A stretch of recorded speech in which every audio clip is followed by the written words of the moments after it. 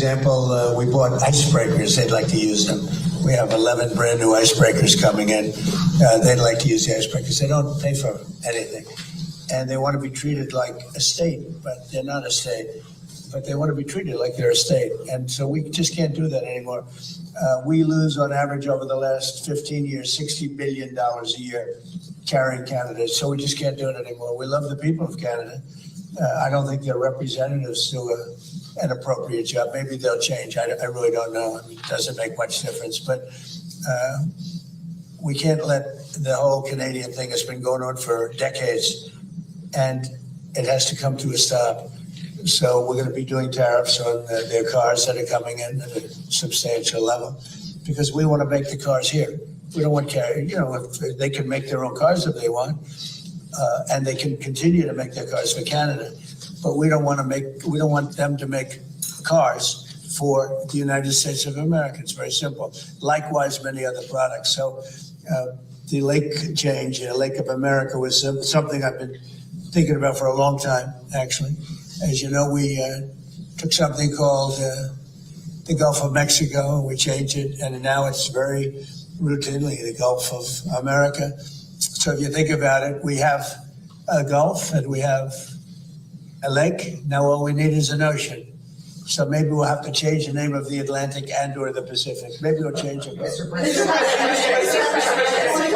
Please focus on doing things like this towards America's allies instead of doing things that target adversaries. The Canadian officials have treated us very badly. They're nasty people. They charge our farmers 400% tariffs. They've been doing it for a long time. And I had them figured out in my first term, and I did some pretty strong things and had it getting pretty good. And then the election was rigged, and now I'm coming back and doing it the way and finishing the job. But they treat us very badly. Canada treats us very badly. I would say that of all countries, as you know, we have President Xi coming in a couple of weeks. We deal with a lot of people. People oftentimes, they'll ask me, who's the worst to deal with on trade? And I said, that's easy, Canada. They are the worst to trade. And they feel entitled, and just we can't have that. This show does not come with instructions. Think at your own risk. The Kate Daly Show starts now. All right, welcome, Kate Daly Show. So happy that you are with us today. And of course, I've got a great guest. Dr. Avery Jackson is with me, and I also just want to extend a big thanks for tuning in and also catching this on replay, which is what most people do. And I also, you can always catch the live stream at katedalyradio.com. It's like its own radio station. And then you can, which people have been doing all over the world for a long time. We're over 28 million views. And then, also you can catch this on YouTube, Facebook, Rumble, and X. And I appreciate all of you. And today's show, I'm going to have Dr. Avery Jackson. We're going to be talking about a lot of things that are going to blow your mind. And then I'm going to talk about nukes, the big headline today with Putin. I'm going to address that, the truth about that, the grid. We're going to talk about the grid. We're going to talk about so much today. And of course, that song that Elon keeps putting up, Sweet Land. I'll talk about that too. And of course, narratives. We'll talk about those too. So, jam-packed show today, and we were off the air yesterday, and I apologize, and we're back today. So here we go. But Dr. Avery Jackson is with me, and the book is actually, here we go, The God Prescription. He has written this fabulous book, Our Heavenly Father's Plan for Spiritual, Mental, and Physical Health. We're going to be talking about health. Yes, we're going to be talking about all kinds of things today. And of course, the brain, because a lot of people do not understand the brain and how it functions, and our own bodies. And I think since 2020, people are finally starting to kind of figure out that, maybe we ought to get back to actual health instead of the prescription pad of since the 1930s. Maybe it's time. And I think that's a great little mini revolution going on. So welcome to the show, Dr. Avery Jackson. How are you? Hey, I'm well. Thanks, Kate, for having me. Good. I'm so glad to have you. A neurosurgeon. Can you tell us a little bit about yourself? Sure. So I'm from Detroit, Michigan. Mm-hmm. And at the age of 8, my grandmother, who's from Belize, had a stroke. So I asked the Lord, hey, Lord, how can I help people like my grandmother who have brain problems? And I heard inside him say, I want you to be a neurosurgeon. And I thought, I don't even know what that is. I looked it up. I said, I'll do it. 24 years fast forward through my training education, University of Chicago, Northwestern, Penn State, Wayne State, Medical College, Wisconsin, Milwaukee, went in neurosurgery. And now 24 years later, 10,000 surgeries and about 100,000 patients. Here we are.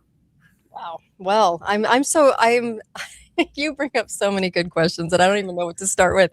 But because you address a lot of what the brain does, but people have questions they probably don't even realize they have, which is kind of funny thing to say. But I do believe that we just do not understand a lot about our bodies, our brains.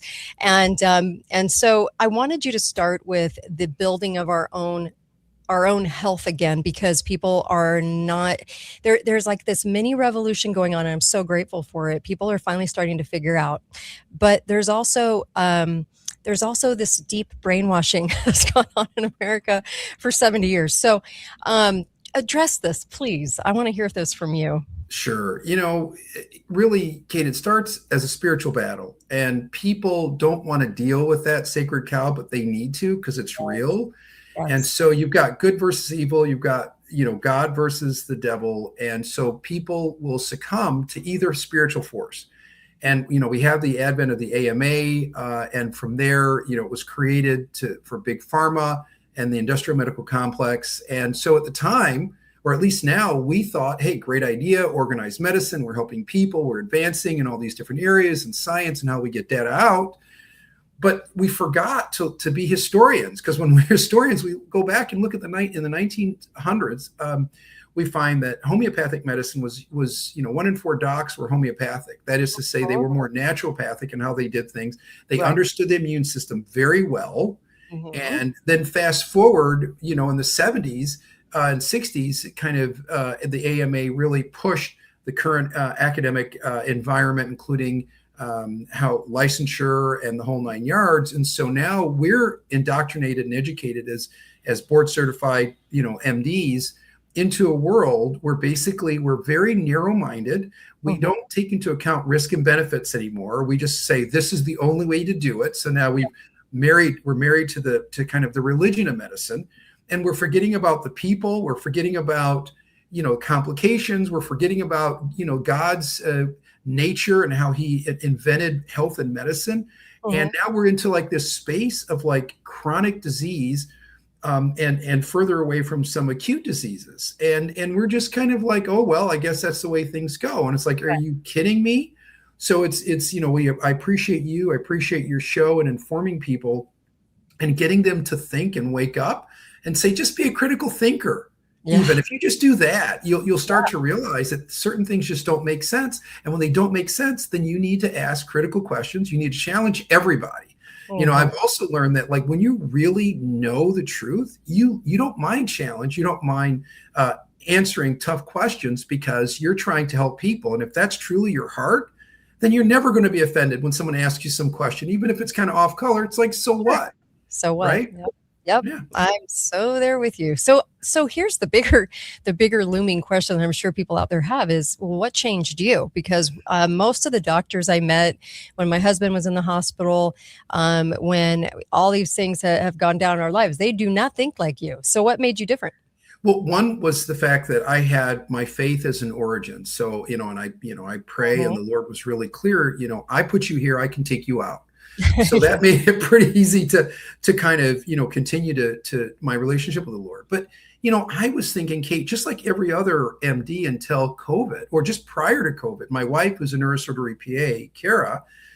We talked about like, why are they changing vitamin D, the ability to test vitamin D levels 8 years before COVID? We thought that was really odd. So it made it harder for us to look at vitamin D levels critically and then make sure that people are replenished. So that was something that kind of shocked us. And then COVID hit. And then after, you're like, oh, okay, that was part of the plan. Because even if we didn't know how to treat COVID, if we didn't know what it was, at least we would have looked at the vitamin D assays and said, hey, wait a minute, if for no other reason, let's make sure vitamin D levels are up to speed.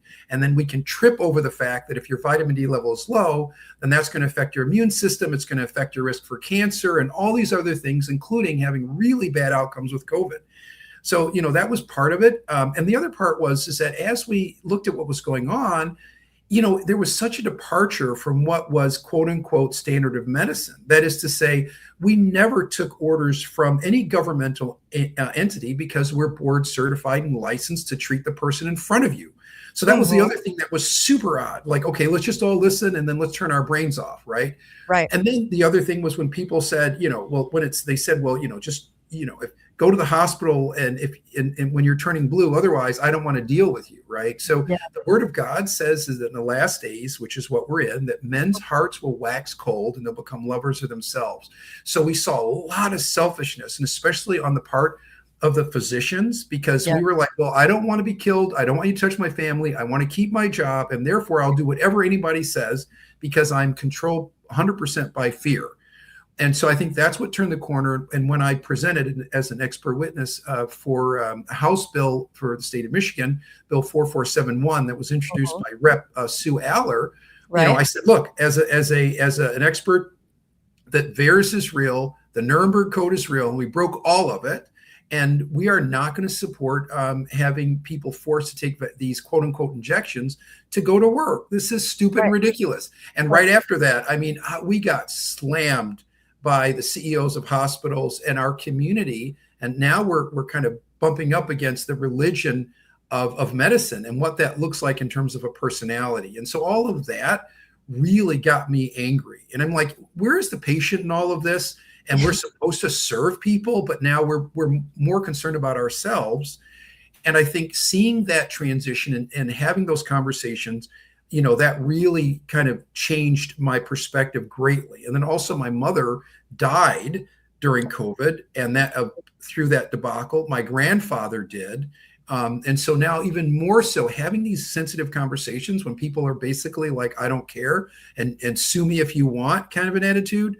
So that really got us saying, okay, well, clearly we know what we're doing now. We know who we're fighting. So we're going to do everything we possibly can, no matter how radical it seems, as long as we have God's interest and people's interest, then we really don't care. And so that led us on this journey to create the beginnings of a healthcare system, to say we need something radically different than what we started with.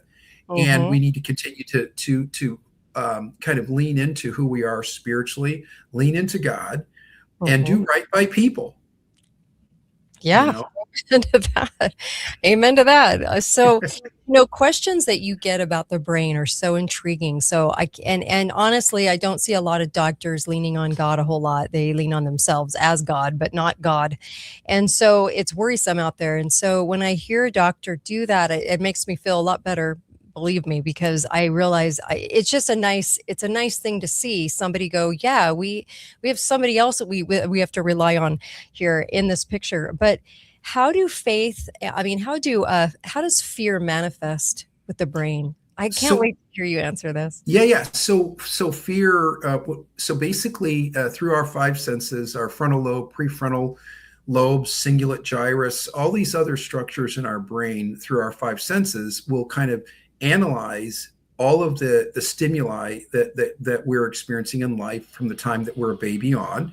And then it, frontal lobe, as it develops, then we start to reason through it. Well, why is this happening? Is this good or is this bad? The fight or flight phenomenon, or freeze, by Walter Cannon, kind of gives us some clues into that. And then taking a step further, the work by Herbert Benson, a noted cardiologist who was the first person in the Western Hemisphere that said, look, when you get stressed, it's going to affect your physical body in all these different ways. So you got to take that into account. So now we're looking at our physical body, our emotional selves, and then you add faith, and faith in God gets you to build on your spiritual health and wellness. And all three buckets, spirit, soul, and body, found in 1 Thessalonians 5:23 in the Bible, those come together really well on this, plane of medicine and science. And so for me, it was pretty simple to say, okay, if I know that I have thoughts and I'm trying to control things that I can't, and I'm not asking for any other help because, of course, I know it all, then that's going to create a conundrum. And that conundrum is going to lead to more fear. And then that's going to manifest in really weird ways physically. Like, I believe most autoimmune disorders have a strong emotional component If you look at people's history, oftentimes they've had abuse, which we call adverse childhood events, or ACEs, when they were younger or early adulthood. And then your immune system says, hey, I'm getting signals from the hypothalamus, which is the master relay system of the brain, that says that there's danger. And so I've got to attack certain parts of myself. And it just, we're all confused. And then these neurochemical signals come from the hypothalamus to the rest of our cells, and then they malfunction. But when you're calm, then all of that reverses. I mean, there's a cell danger response, for instance, that kicks in when you're really stressed out, but that cell danger response can calm down when you're more calm. So again, direct correlation with your faith in God and how you see the stress that we all face and the issues through your brain, and then the neurochemical response to your sympathetic, parasympathetic system, to your cells. And all of that comes down to relationship, right? So trust in God, trust in your faith and each other. And relationship is a huge part of that, right? And so that's kind of how it's connected. And so the God Prescription, my book, kind of helps to walk through that for the individual, whereas the body healthcare walks through kind of collectively, what can we do now that we know what we know, to make a difference in creating a healthcare system that's based on love.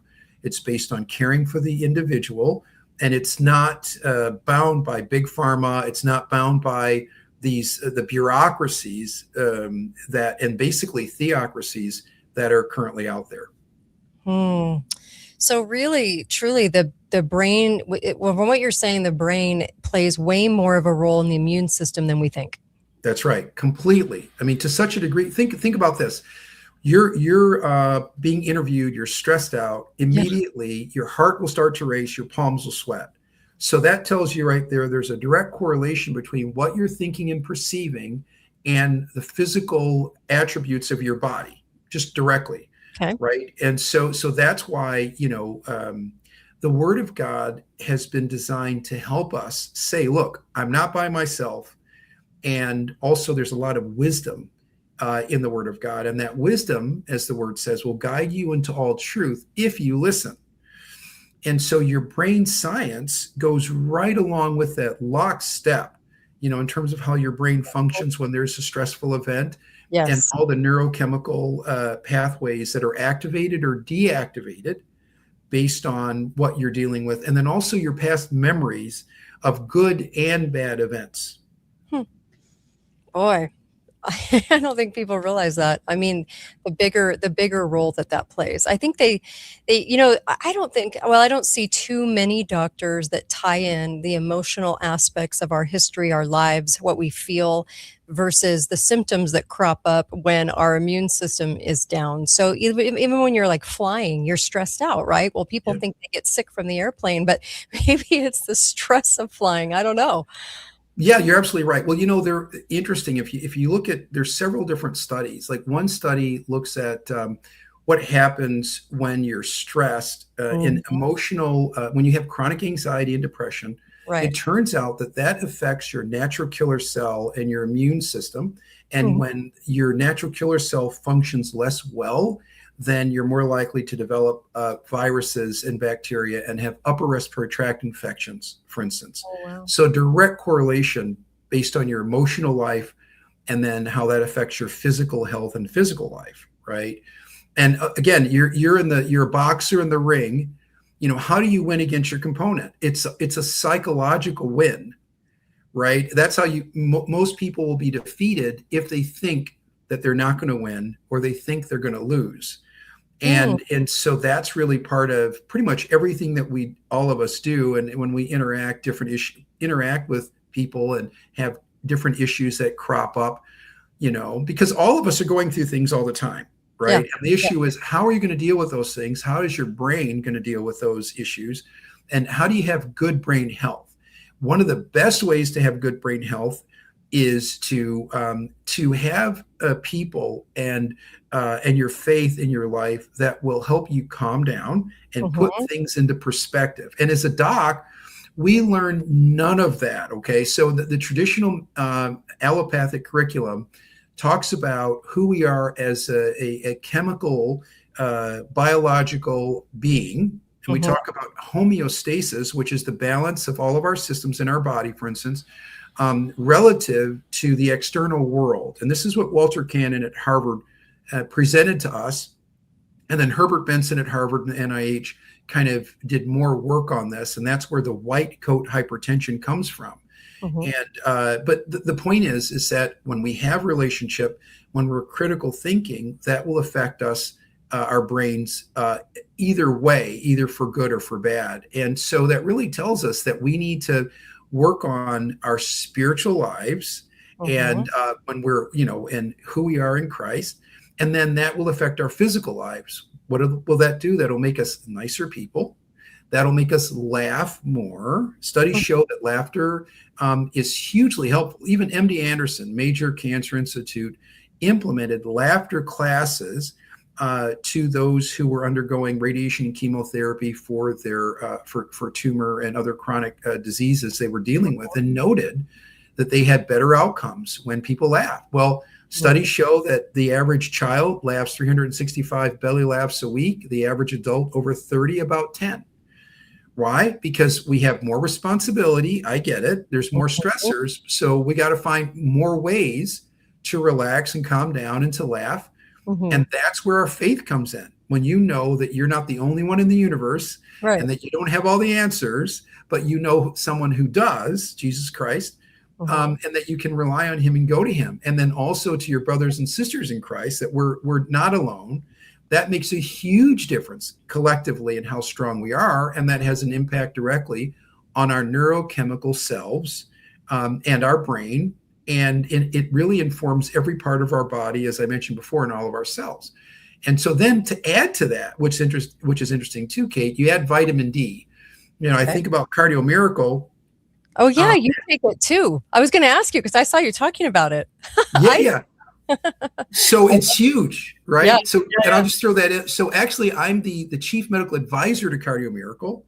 And I say that proudly because it's basically a powder, and it has 55 plus of the finest ingredients, and it has nitric oxide, and it really gives you all the nutrition that your body needs. But the nitric oxide in combination is amazing. So get this, Kate.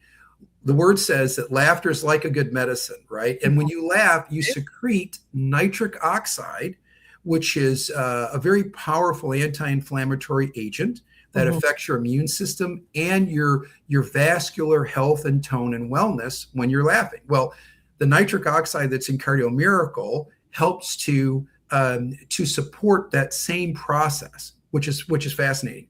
And so that's a big deal because it's something that you can take in powder form. I take it twice a day in water. And notice a huge difference. We've seen huge differences in how, as a superfood, it's helped blood pressure. It's helped people feel more calm. They sleep better. And so all of these aspects that's in Cardio Miracle, and that's a decision, right? I mean, we can take supplements. We can do alcohol. We can do all these other things that we think are calming us down. But when you take in real food, that is basically helping to support your body's immune system and other systems. It's like, why not do that? Yeah. And I mention that because the vitamin D it's bioavailable in Cardio Miracle, which is a big deal. I mean, so in Michigan, for instance, if you're darker skin, you're not getting as much sun. So the vitamin D that you might have floating around in your blood is not in the active form. So you can't really use it as well. But in Cardio Miracle, it is in the activated form, and so as soon as you take it in, it makes a big difference. And I'm putting that together with this issue about your emotional and mental health, because the two go together. When your studies show that your natural killer cells work less well when you have anxiety and depression, they also show that vitamin D, if you don't have enough vitamin D, that your natural killer cells work less as well. So now we're combining your emotional health and some of the things that you can do to help your physical health, and specifically as it relates to the natural killer cell and how that affects your hormones, that affects your immune system, and that affects even pre-cancer risks. So it's like all connected, right? And so take home, for me, if the two things, if I could think about, that would be a huge help for my health, my spiritual, emotional, and physical health. In a nutshell, it would be spend a lot of time with the Lord, and then laughter comes from that. And then the cardio miracle to keep my vitamin D and the other essential amino acids and other pieces, the L-arginine, all the other good stuff in my system for brain health and for my overall vascular health and body health. I was just sharing with the audience, this is so crazy, but I do my blood work. I have my blood work done every summer. Yep. So I just had it done. And what's crazy is there's only one big change that I made in this last year, since last summer. Because I started taking it right after I got blood work last summer, and all my blood work always comes back with like lots of flags. And I'm dealing with a lot of stress with the show and a lot of research and late nights and nights until 4 a.m. And I knew that was probably wreaking havoc. Well, that has not stopped. The stress has only increased. But what's crazy is I just did my blood work, and I was just telling the audience this week that my blood work came back with 0 flags. I was just good to go on all the numbers, and I for the first time, and I'm trying to like scroll down and find the flags, and I'm like, there's no flags. This is so crazy. And that's the only big change I made. And my husband had the same experience. So when you mentioned high blood pressure, I was like, no way.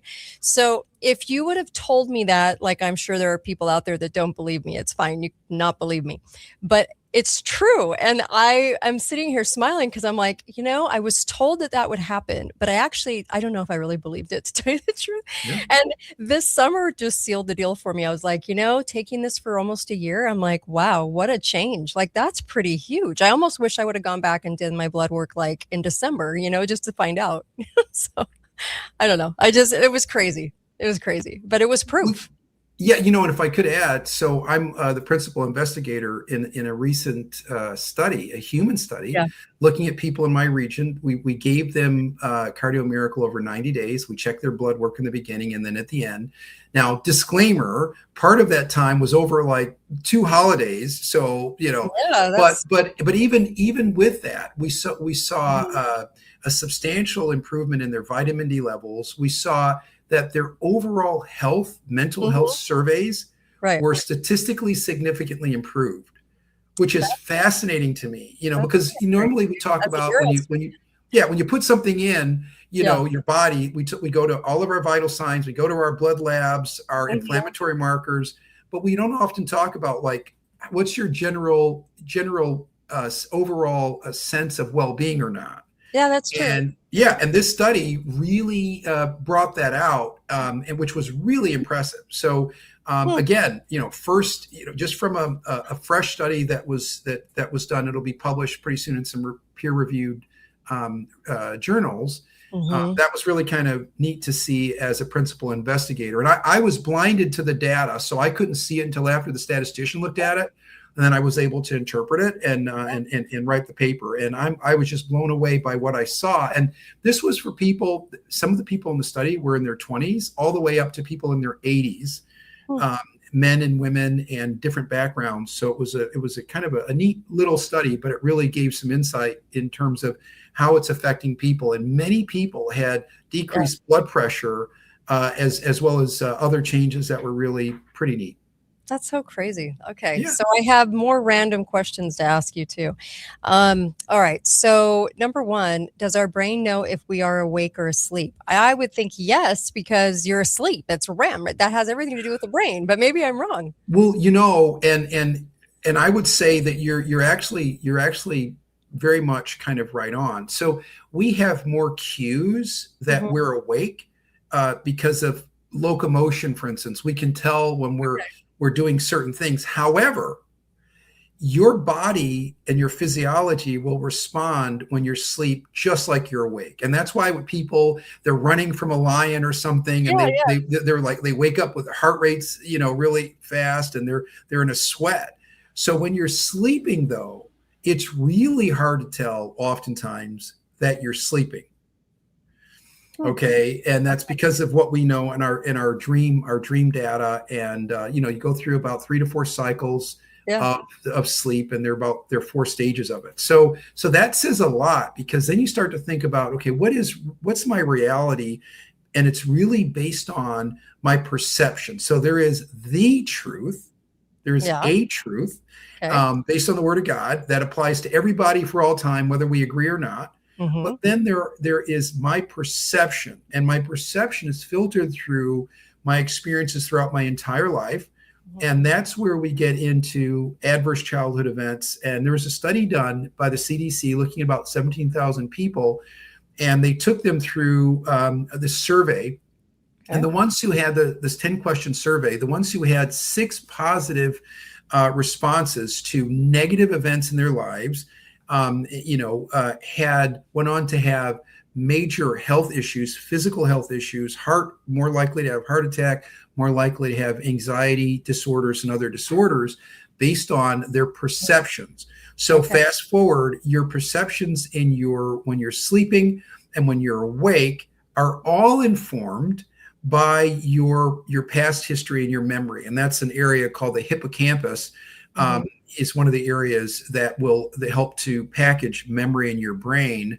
But you kind of do live in your head in that sense. And I know that in the past people would say, oh, it's all in your head, but they don't realize how it really is in our head for the most part. And that's why our perceptions, correcting negative perceptions is important.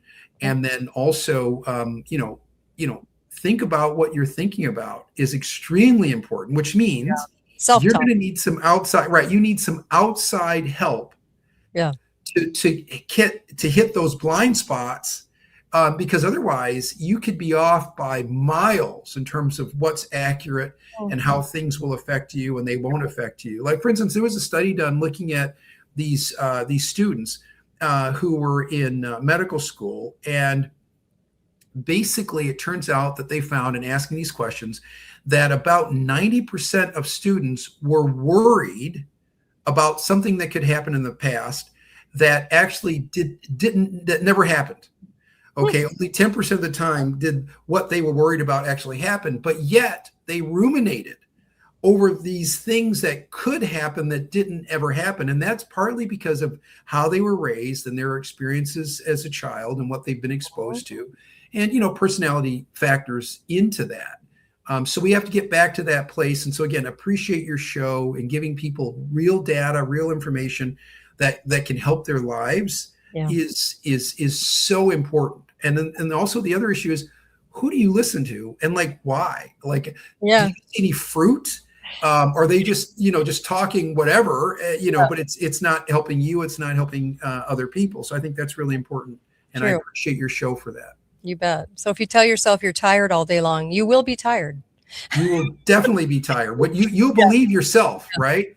And the Word of God says, out of the issues of your heart, your mouth speaks. Yeah. Right. So where do you keep your attention? Are you being wise and listening to sources that are going to be helpful? Or are you listening to sources that are just going to tear you down and make you fearful of everything? Right. Right. Well, I'm going to say I'm skinny 50 times a day. Maybe I will. There you go. Who knows? And so, I wanted to ask you too, dementia. Will you talk about dementia? Because love to. I'm seeing more and more and more and more of it. Yes. Okay. So with dementia, again, that's just a word that we use. We make it call it a diagnosis, and we say here are the symptoms of it, right? But basically, any whether there's a physical injury or an emotional injury to your brain, you can develop an inflammation. So IL-6 are one of the inflammatory markers that create these proteins, and these proteins can gunk up certain areas of your brain. Okay. So here's what's really big. There's something called the glymphatic system with a G, right? We know about the lymphatic system in terms of draining your body when there's an infection and all the white blood cells kind of get drained through the system and you have to move. And if you don't move, it won't drain. Well, there's a glymphatic system in your brain around the vasculature, the blood vessels in your brain. And that can get gunked up when you don't have quality sleep. So it's really important to have deep sleep, quality sleep. Number one. And number two, watch processed foods, because processed foods will also cause your system to get really get gunked up. That's another piece. And then use your brain. puzzles and figure out stuff. And then lastly, movement is really important. And then I also mentioned water. The average person's not getting enough water, and we should be drinking about half of our body weight in ounces of water. So if I'm 200 pounds, let's say, I need to be drinking about 100 ounces of water a day. Okay.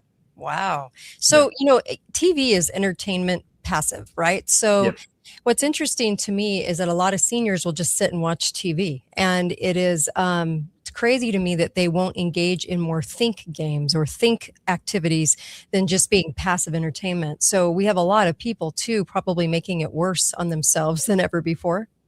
That's totally, I completely agree. You got to move, right? So whether that is like, there's a Harvard study looking at ballroom dancing and how many calories you burn and how helpful that is to your cells.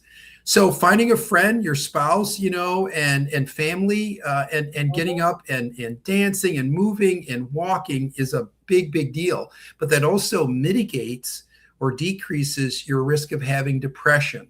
And we see that people over the age of 70, about 60 to 70% of those have some form of depression. And so that's why you want to get out into the sun. Infrared light's amazing. First thing in the morning, first hour in the morning, taking a 15-minute walk, or the last hour before the sun goes down, 15-minute walk. And then just community's huge. Okay. And so when it comes to metals in the body, which we probably have a lot of, how is that affecting the dementia, Alzheimer's boom in our generation and older? What's going on? Totally agree. So metals and plastics. Okay. So all of that, we can, we get into geoengineering, and, that's a huge thing. It's been around since I think the 50s. But and then our soil, we don't have the copper in our soil. Our soil isn't as rich either. So, so that's an issue. So I completely agree. Those metals and those substances create the inflammatory reactions and gunk up the system. So we have to take care of our glymphatic system, and the laughter, the exercise, the community, the water, watching processed foods. You should be going to like a market that's close to you, local grown foods, because they have less preservatives. Those are really, really important things. Another thing that's important is that there was a study done in the UK looking at people at early aggressive onset dementia. That is to say, they had dementia symptoms as early as in their like 45s or 40s. And they found that when they changed their diet to more of a ketogenic diet, so less carbohydrates, that it really helped to clear up their memory. So again, it's not to say that you got to have this strict fad diet, but look at all the processing of most of our breads, and so getting rid of some of those carbs makes a huge difference over time. I think so too, because a lot of people are getting brain fog, and there's a lot of like products out there. Believe me, doing this 16 years, people sent me all kinds of products to take, and I would take them for a few months. If I didn't notice a difference, I would stop.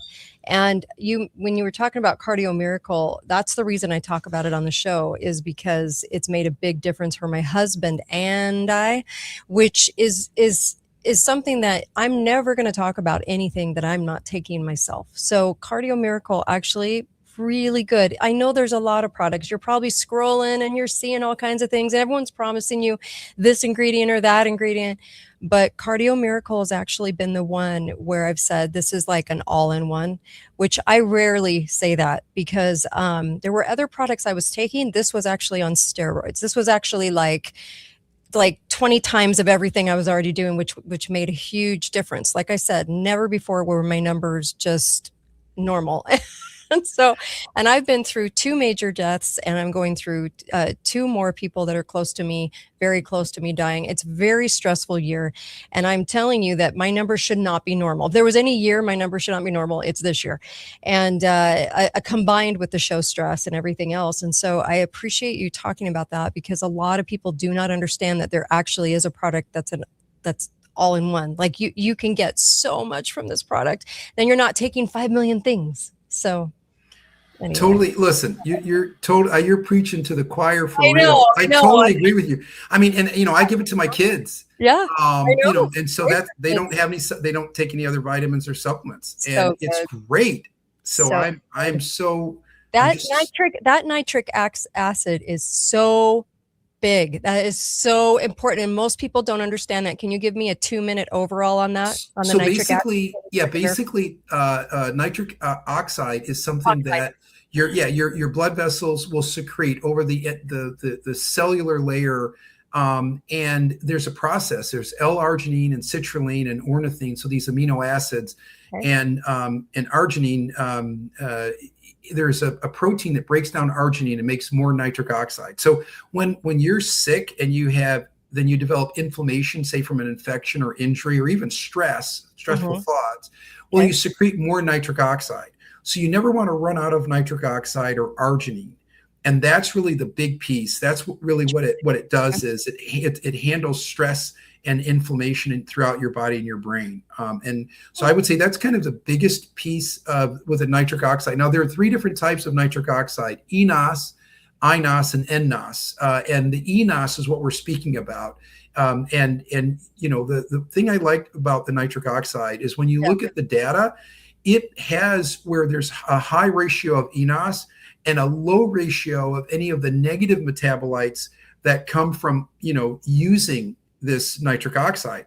And all the others, especially the ones that are in capsules, the beet, whatever, and all the other, those are so small. It's like, it is so minuscule. It's not even, it's like compared to this product. And that's the reason why it's in powder form, because it's so much higher concentration. And so it's really a game changer. And, and I appreciate John Hewlett and all that he's done to make this available to everybody. I mean, he wants to heal the hearts and brains of mankind, and he's doing it. So, man, so good. So important. I really want people to get healthy and really for what's coming. I mean, if this is the one thing we're in charge of, like the one thing that we get to say yes or no to. So you get to control what you eat, what kind of doctor you go to, what you're taking, how many scripts you're taking. This is like the thing that people have control over. And so I remind people that, my gosh, if there's anything, please straighten out right now. It's your health, because I don't know what's coming, but it doesn't look good.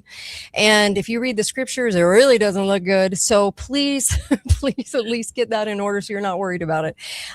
Dr. Avery Jackson, neurosurgeon, really appreciate you. Thank you. I'll have you on again soon. The God Prescription is the book. It's right here, The God Prescription. Please go and check that out. It's really, really good. And he's going to answer so many questions that we didn't get to today. So I really appreciate you. Thank you. Just amazing, amazing stuff. Oh, you're my welcome. Gosh. You bet. Thank you. So on to the rest of politics today. Oh, politics. So I really appreciated him coming on. There's a lot to talk about and digest in what he had to say, because I'm so serious about health. When I did that viral video when my husband was in the hospital, and they pretty much were like, he's going to die. And I said, no, he's not. And we just basically did a game plan where I had the frontline. I obviously had something going for me, and that was the frontline doctors were front and center in my life, and I'd been interviewing them. So I knew what to do, and I got great advice.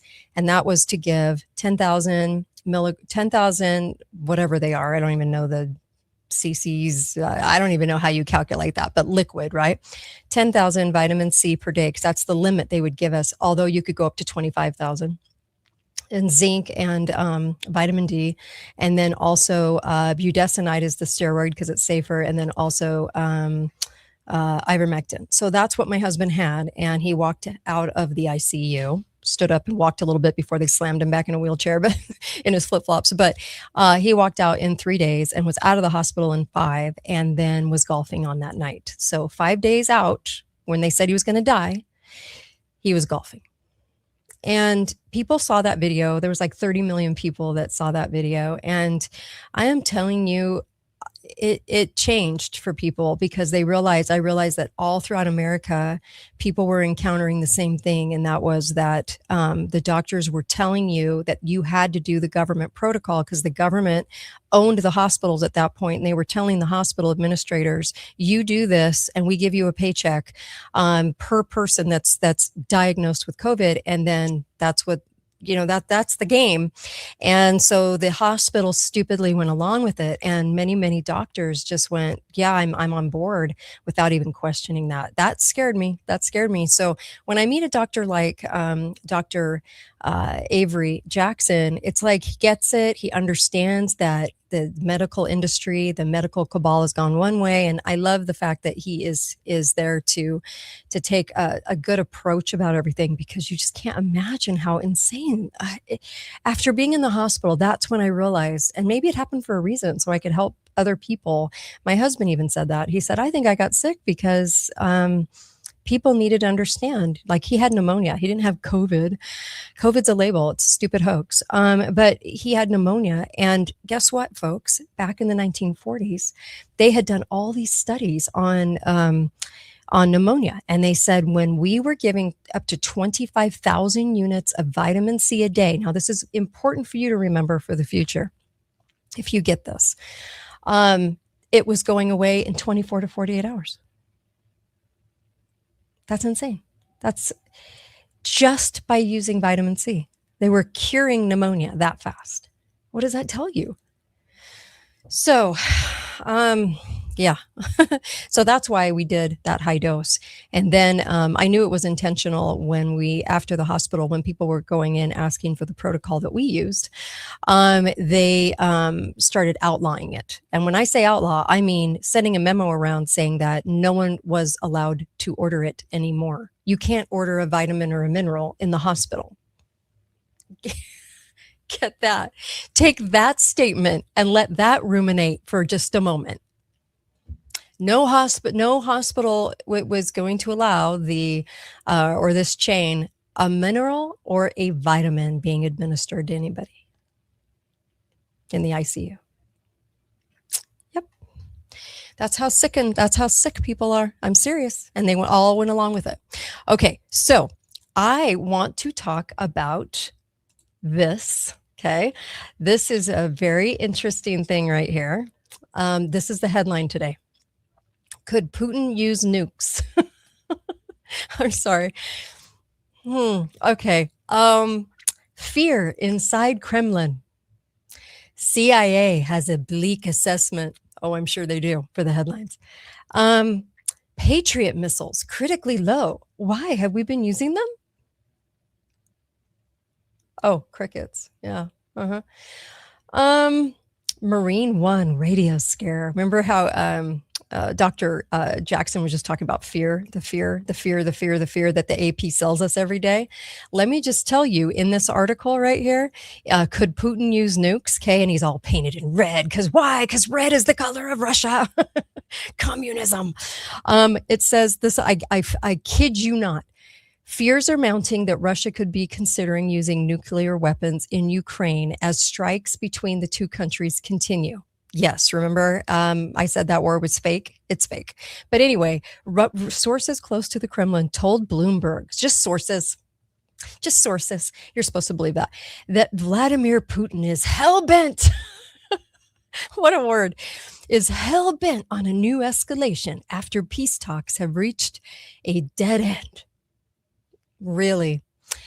Okay. So Russia would likely use tactical nuclear weapons, which are much less powerful than the bombs used on Hiroshima and Nagasaki, Japan, at the end of World War II. Yeah. Remember how those bombs were never used again, right? So he's going to use something less powerful. Why? Why not just use the full nuke? Why not do it? Yeah. Because they're lying. They're lying to you. I'm going to get to that in just a moment because I have some really good info for you on why I'm laughing at the fakery of all this and why the fakery is insane. Okay, so just a moment on that. Let me play the song for you, okay, that Elon has been playing. And I am purposefully not playing the video because I want you to really listen to what's being said. Elon is a CIA front, but he keeps pushing this song. It's called Sweet Land. It's put up by Heavy Pulp. Okay, here we go. The garden's either dying or about to come alive. The river's either drying or it's deep enough to die.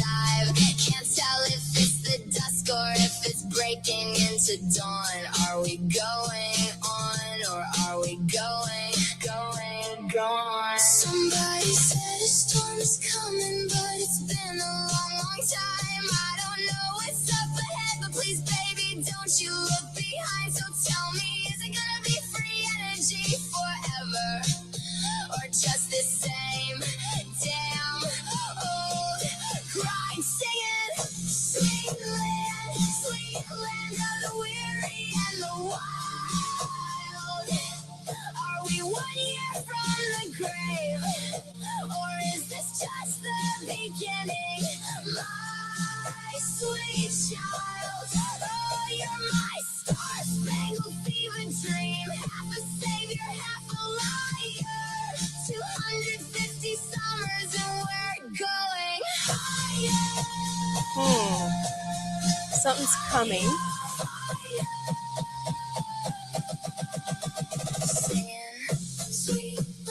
Okay. I'm going to play the end for you. Okay, here we go. Is these July going on and going on. Light up, light,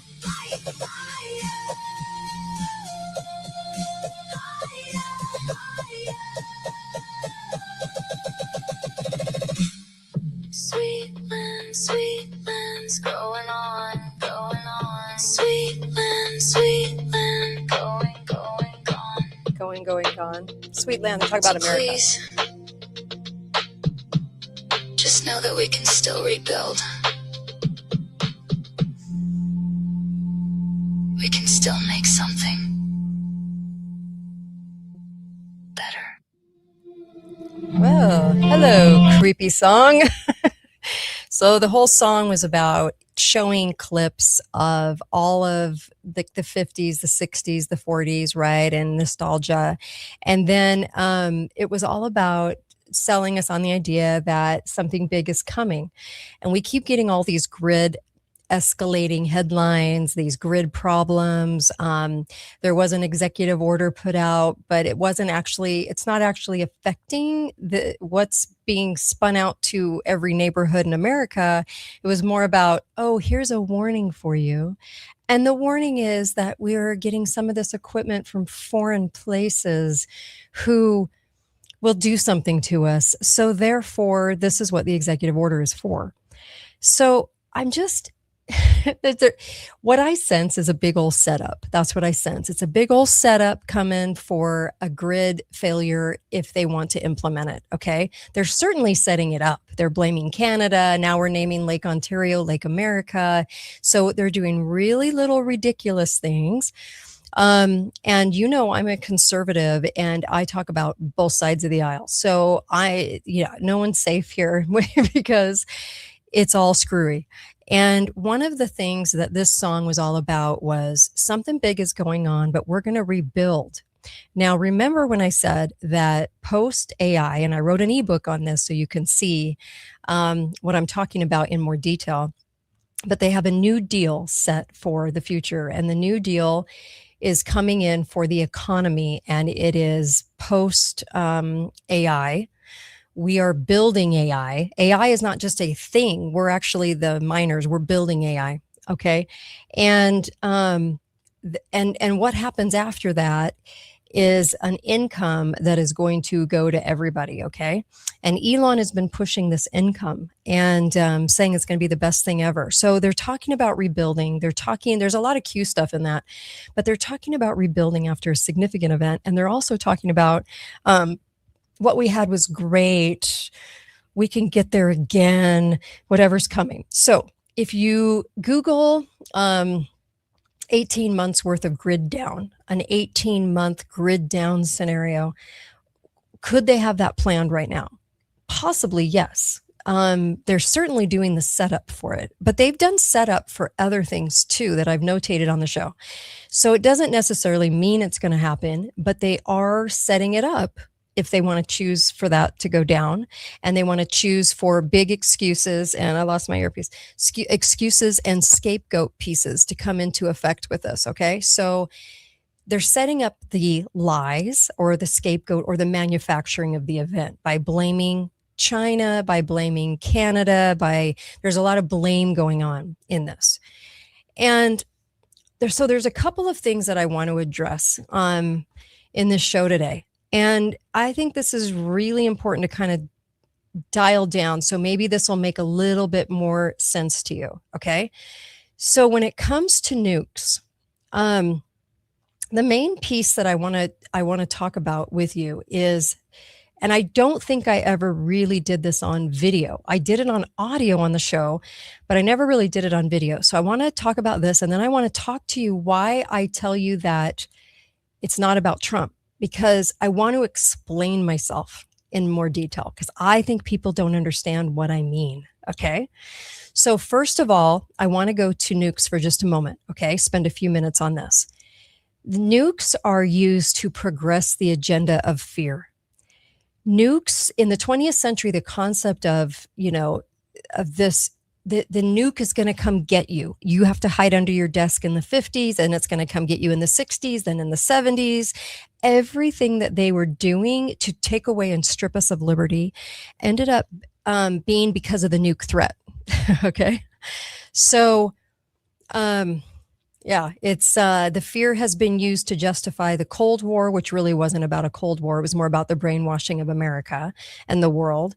The Iraq War, now war with Iran. Everything is about nukes. And this is why nukes is in the headlines right now. So this kind of gets a little interesting because, we have the one picture from, I think it was Jack Abey and his little 35 millimeter camera. You can look this up. And he was it's the only known well exposed color photograph of the detonation explosion. Remember, they just did a movie about it. Okay.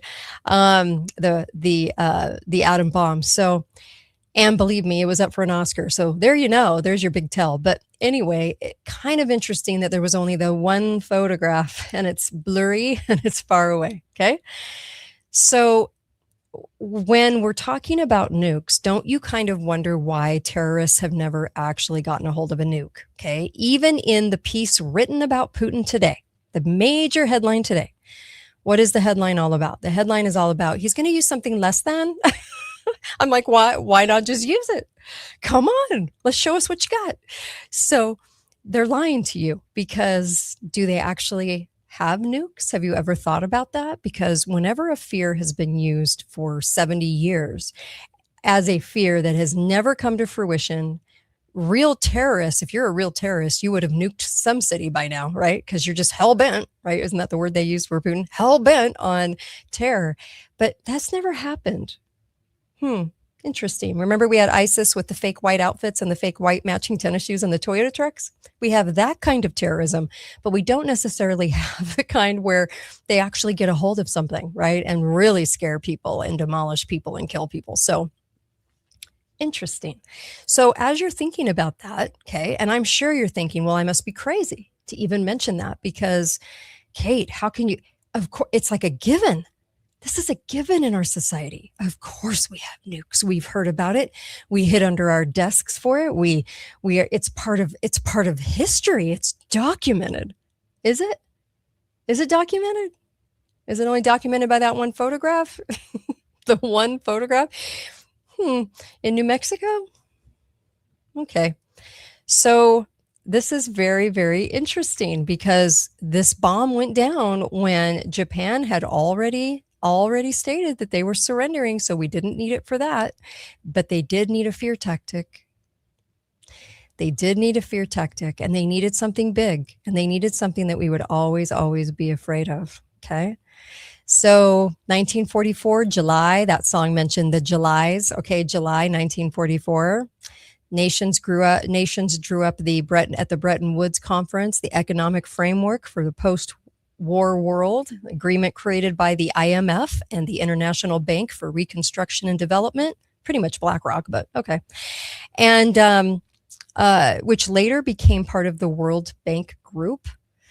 Before Hudis died, Karen Hudis, I had her on the show talking about that.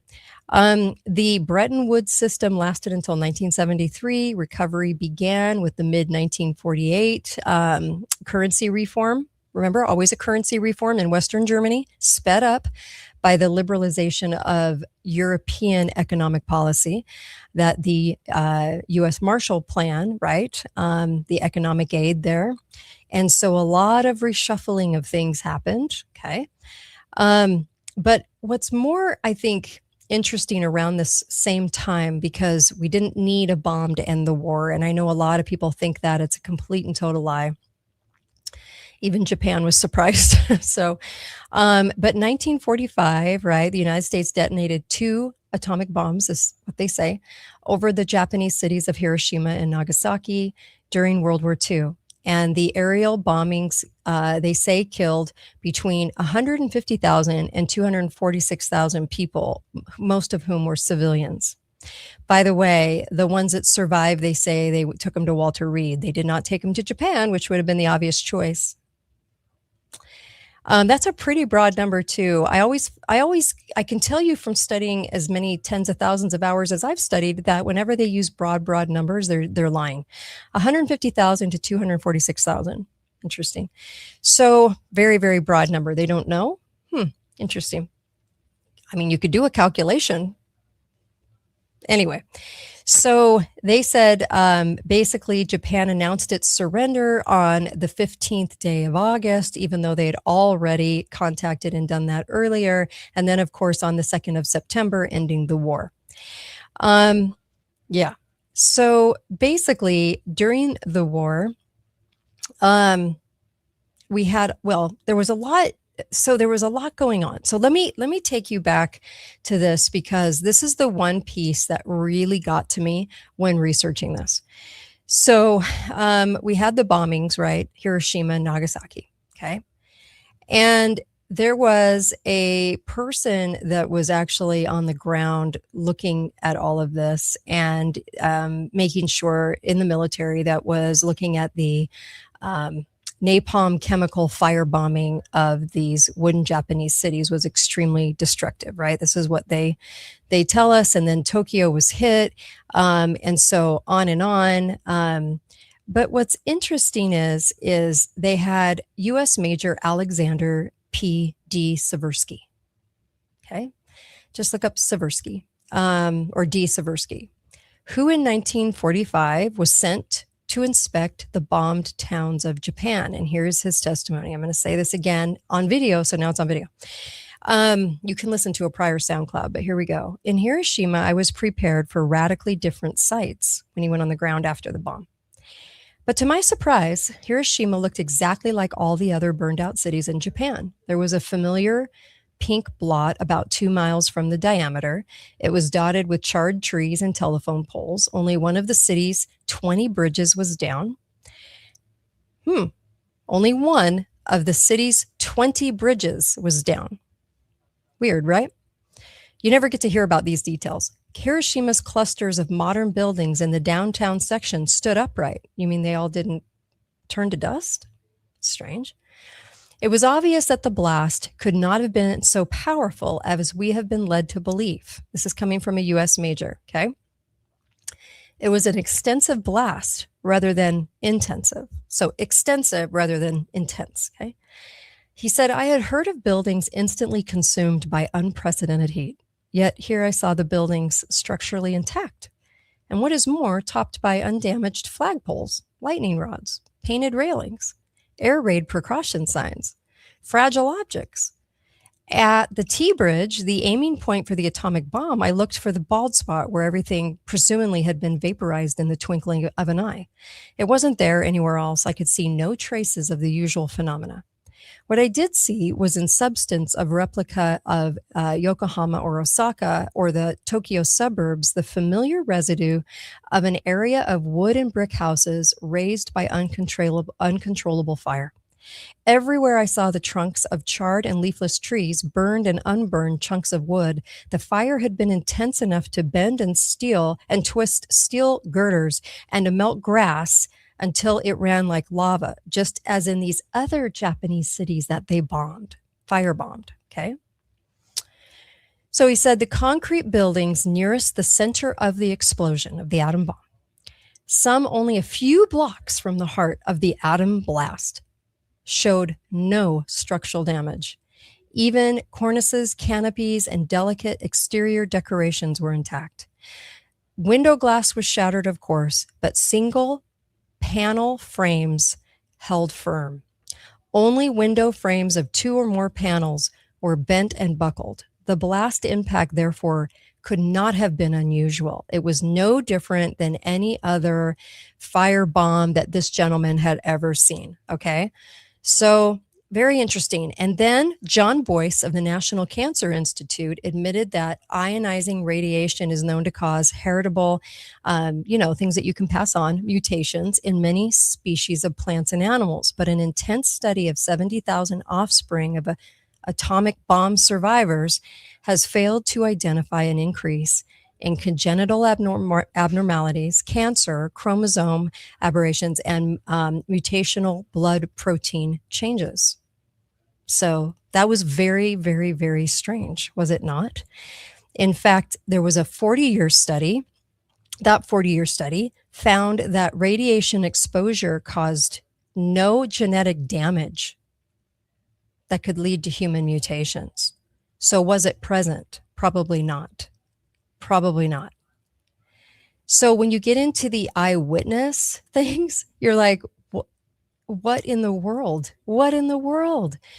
So what was it really? Because then why did they take everybody that survived this firebombing, as they had done in other cities, says U.S. Major Seversky, and why did they bring him to Walter Reed? Why not just bring him to the closest hospital? Doesn't make any sense, does it? Okay.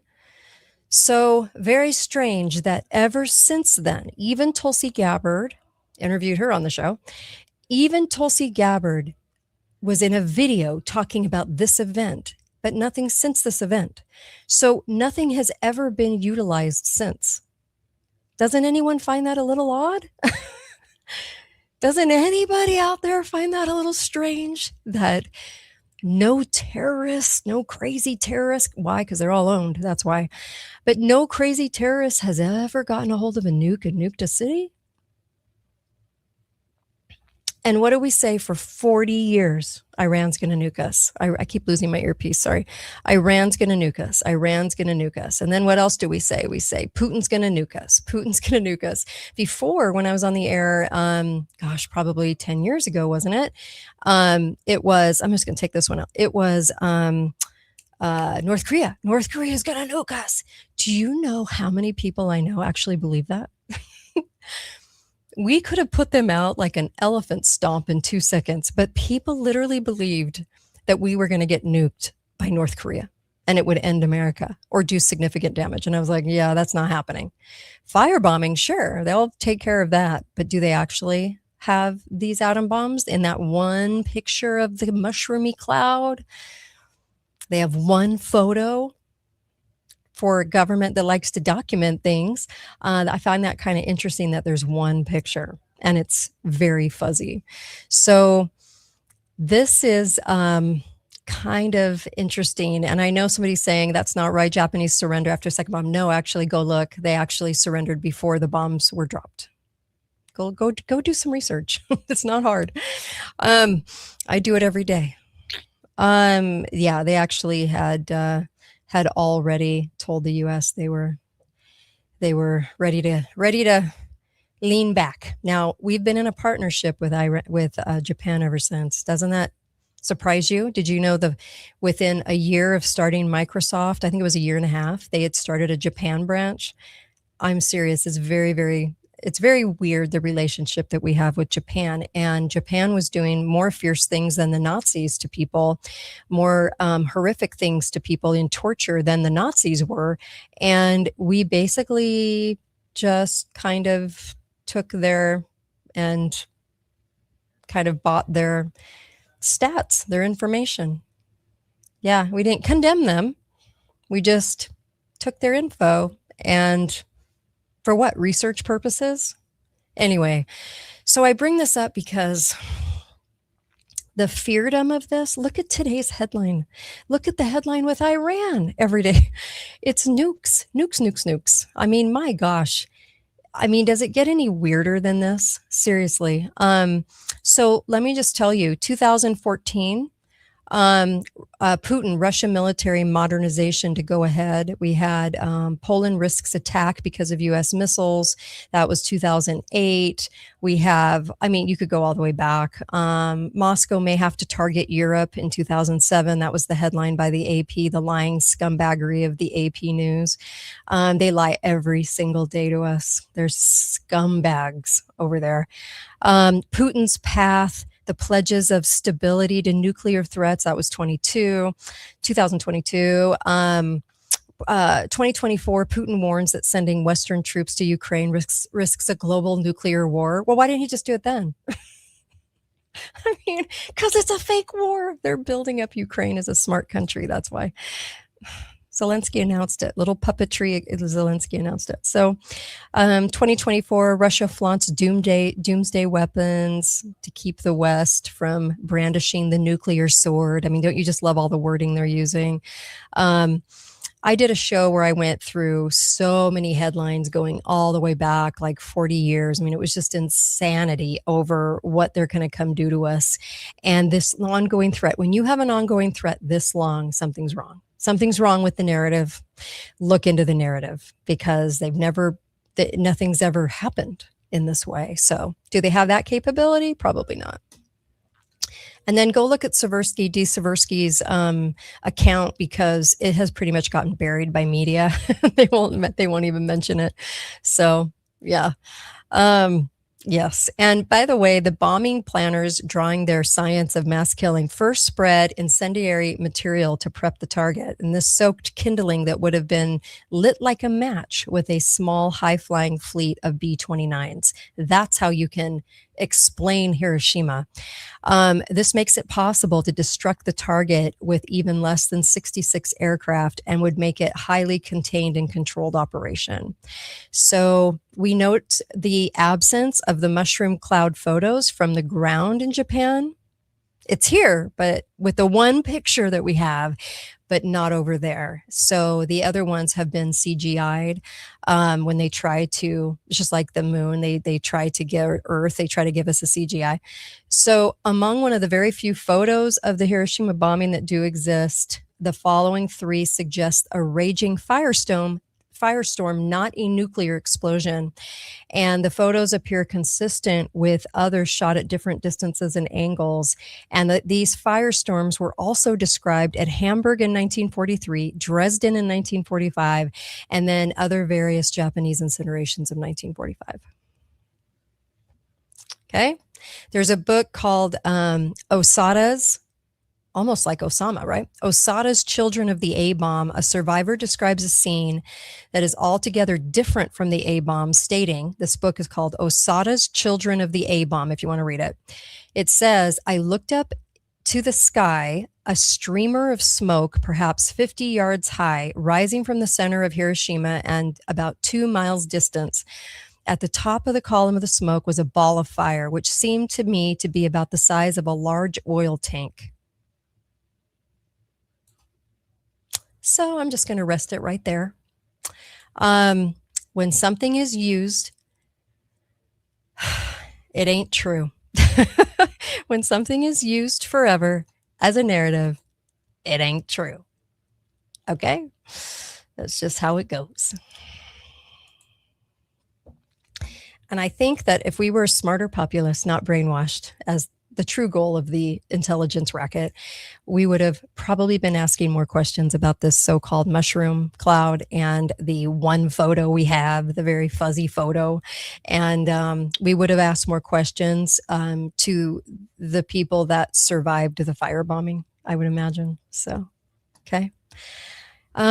If anything translates into a firebombing of any cities in America, I would imagine it would be intelligence doing it, our own guys doing it. It would never be a foreign country. Because why? Because we could squash anyone like a bug. That's why we have like 600 times the power over any other nation. And so when they act weak and we act like there's the boogeyman, we can't control them. It's BS. It's complete and utter bullshit. That's what it is. So sorry, but we squash anyone like a bug. It's so obvious, I think, and it should be at this point. It should be so obvious to us what's happening to us brainwashing wise, but it's not yet. So we got to keep working with this. Okay. So I did tell you I would talk about, I know Dolly Parton died. I know everyone wants to talk about Dolly Parton. Was she part of the club? She was a good songwriter. Yes, she was part of the club. They're all part of the club. You don't get Kennedy honors and, a possible Nashville airport named after you and the burgeoning of a Dolly Day and the flag at half mast all across the country. What? First time for an entertainer like that. So yeah, she's part of the club. Sorry. I like her too. I thought she was funny. Thought she was adorable. Who doesn't? But she's part of the club. Oh my gosh, people. She's part of the club. I don't know what else to say. I think that one's pretty obvious too, but that's just me. Okay. So I want to talk about something that I've said on the show, but maybe I need to be a little bit more direct. Maybe I need to be a little more, this is what I mean. Okay. I'm a conservative. Most people would typically say I'm on the right. Okay. I loathe the Republican Party and think it's completely demonized, full of demons is really my executing of that word. So is the left. Okay. Both sides are so corrupt and so disgusting and so evil that I can't even tell you how even my state of Utah has been taken over by the worst of the worst of the worst people that you'll ever meet in politics. Okay. That claim to be Republican and claim to be conservative. They're not. They're about as woke as you can get. I have a hard time with the woke because I just see ignorance and arrogance. So it's hard for me to deal with that group of people too. I don't like what they stand for. I don't like where they stand morally. I have a hard time with it. I really do. Murder's murder. I have a really hard time with all of the narratives of the left. On the right, I think we're extremely gullible. And we do believe someone's coming to save us because we don't want to have to do the hard work. And the hard work would be the people coming together to save our country. But we're not going to do it because we have been brainwashed into thinking someone's going to save us.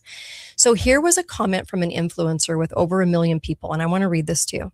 A friend of mine showed this to me and I was like, okay, I have an answer to this. I believe Trump, this is their comment. I believe Trump has been part of the deep state for a long time. His plan appears to have been win the first term, lose the second, under suspicious circumstances, then win the third, all designed to build intense personal loyalty. Now, they don't say why. They just say he wanted to build personal loyalty.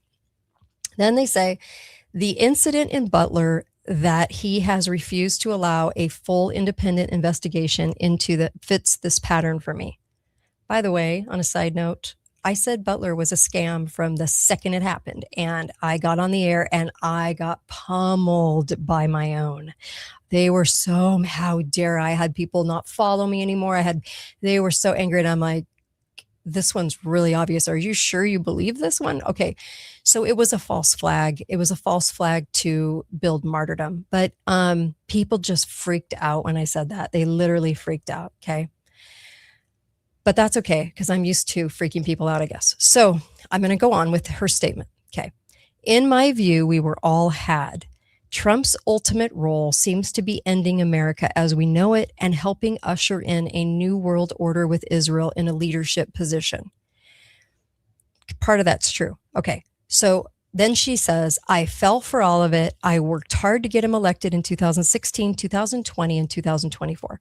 I became a national delegate for him in 2024. I attended 42 rallies. I walked the halls of Congress for him 3 times, organized Trump car parades. I did everything I could think of to support him.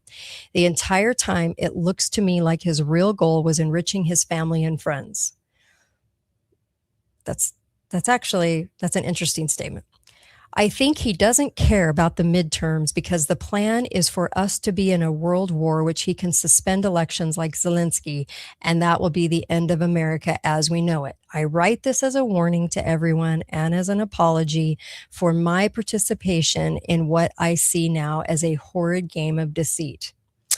Okay, so let me ask you this.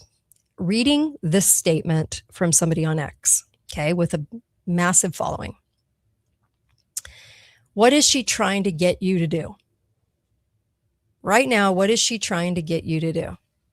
Because this is very, very, very important. Okay. So Joe says 100%. No, you're wrong. Stop being an idiot. You're wrong. Listen, that was a comment coming in on YouTube. It isn't right. And you're being brainwashed. And let me tell you how and why. Okay. Okay. On the show, I have said, I like Trump, but you need to realize it's not about Trump. Okay.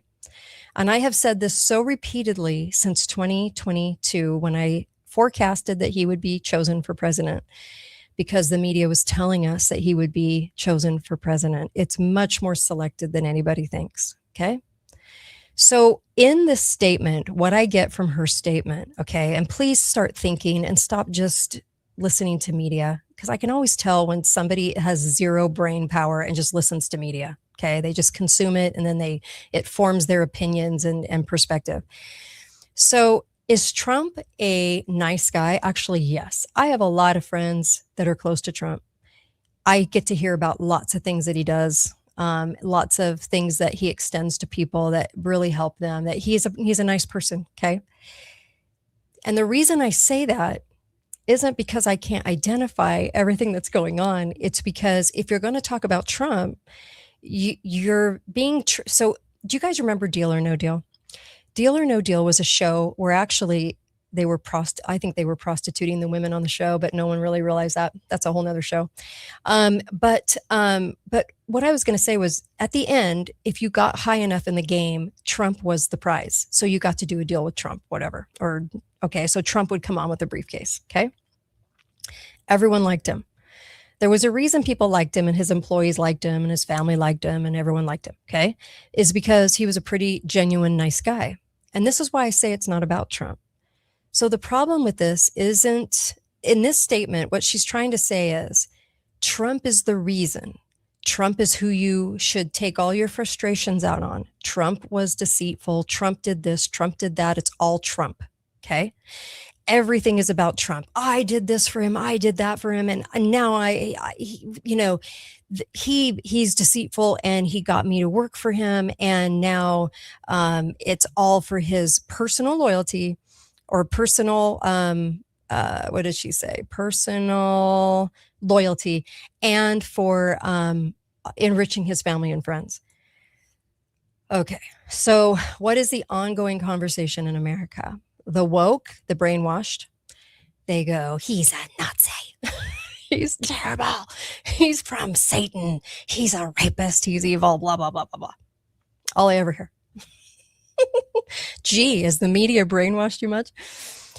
You're even using the word Nazi because that's the worst name you could use. Okay. Then on the right, you have the savior complex. They see him as a martyr. They see him as somebody that is trying, but the left just keeps doing all this to him. I don't see either one of those sides. What I see is a very controlled presidency where now the influencers right now are trying on the right, okay, right and left, but the right is more of a subversive kind of lie. Okay, so what they're trying to do is they're trying to get you to have all your blame and all your hate fall on Trump. Trump did this, Trump did that. Trump is the new world order. Trump. But don't look at who's behind Trump. I mean, it's brilliant. It's brilliant because people are going, yeah, and he introduced the coin and that coin's going to be used and blah, blah, blah. And we're changing yeah. And I said the reason they were going to put Trump in was because he would be very useful in giving us AI that was going to result in universal basic income. That's the result of AI that they're not telling you. We were going to have war. We have massive war budget, bigger than ever. We were going to continue the NSA spying. We were going to go into digital ID. We were going to go into total control. And so it would make us complacent.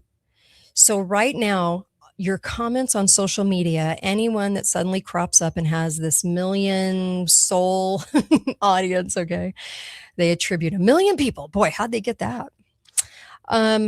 Their whole goal is to say, I'm a Republican and I was under this bait and switch, and I am now angry at Trump. So all focus on Trump, and obviously hate on Trump. So the left already hates him. They don't even know why they hate him, but they've been told by media who loves to brainwash them, and they listen to anything CNN says.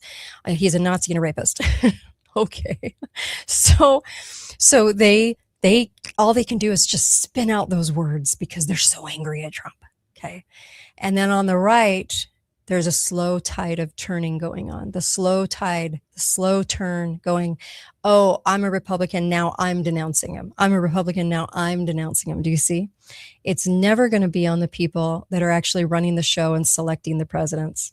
It's never going to be on the people that are in the think tanks that are running the foreign policy, because I assure you that Trump is not.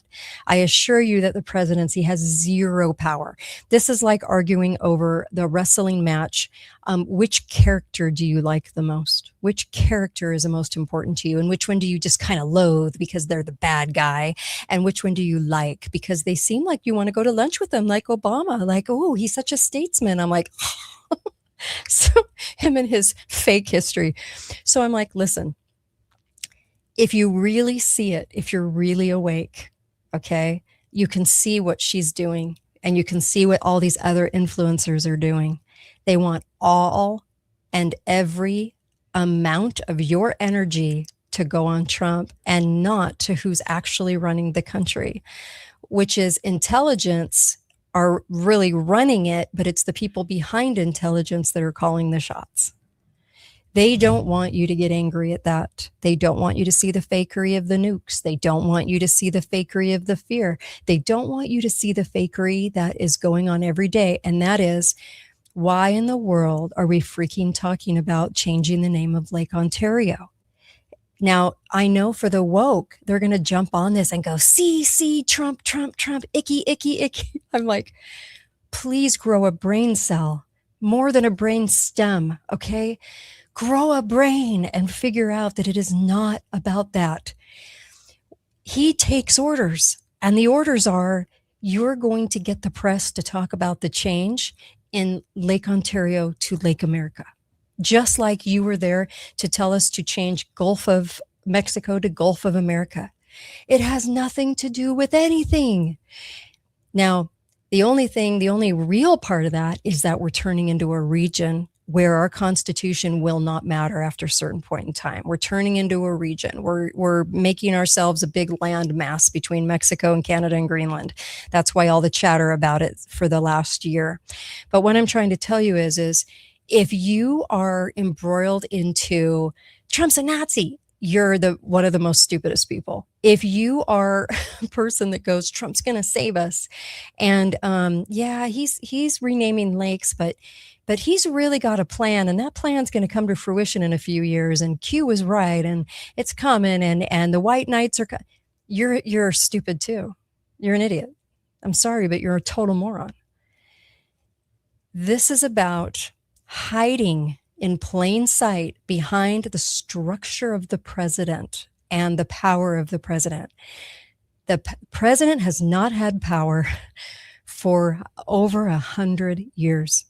They are mechanisms of, yes, the New World Order. I'm going to use that term. Yes, they are mechanisms of it. They're useful show ponies. They take the orders. So while everyone is stewing over Trump, I have people on the right going, we've been lied to. I'm like, you were lied to for 100 years. Like, both sides are on this. Both sides are in this. There are no sides in Washington. The presidential power has nothing but what he is told to do. This is all directive. So where should your anger be? At the show pony puppet in the theater, or the person that masterminded the play? Should it be toward the people writing the script, writing the play? So when you get mired into Trump talk, whether he's saving us stupidly or whether he's destroying us stupidly, he's not doing anything. He's just the person signing. It's the people behind him making these damn decisions. But you know what? They're masterful at saying, don't look here. Don't look here. They're masterful at it. It doesn't matter whether he was in the Epstein files. There's lots of Epsteins, okay? The Epstein files are never all going to come to fruition. It's a distraction. They've got lots of people in Epstein's position, okay? No one in the Senate or House is not compromised, okay? They're all compromised, okay? Everything Biden did, everything Trump has done, everything Trump did in the first thing, that was all caught up in Russiagate, okay? On purpose. It wasn't a thing. It was a made up manufactured thing. So what they're trying to do is get the right to say, I have been bamboozled. And then, of course, it's so easy to get the left, like just saying words that you can tell that the media has told them. Whenever somebody says he's a Nazi or a rapist, I'm just like, so you've been listening to the media a lot? So because they're so easily brainwashed, because they actually believe that the media is the media. They haven't been the media for 100 years. So look at who's actually doing it. Be angry at who's doing it, okay? Stop getting into their trap. You're being drawn into a trap. And the trap is you will hate who we tell you to hate and when we tell you to hate. And you're doing it. You're doing it.